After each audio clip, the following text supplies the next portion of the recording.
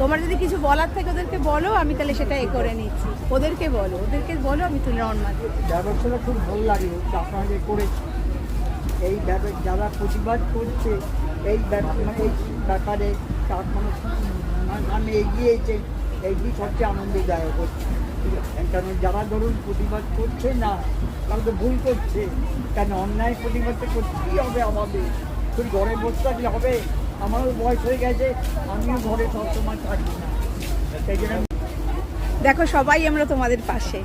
আর মানে জাস্টিসটা হয়, অনেকে অবশ্য নেগেটিভ বলছে, সেগুলো মানে তোমাদের সাথে আমি শেয়ার করছি। কিছু কিছু জন বলছে এই যে চিকিৎসা না করে এরা বসে আছে, তোমরা এদেরকে সাপোর্ট করছো। তখন আমি বললাম যে না, ওরা যদি আজকে প্রতিবাদটা না করতো এই জিনিসটাও এত তাড়াতাড়ি বেরোতো। লোক আছে। আর আমার মেয়ে যেহেতু ল পড়ে না, ও বলে যে এই যে নির্ভয়ার 12 বছর 14 বছর পর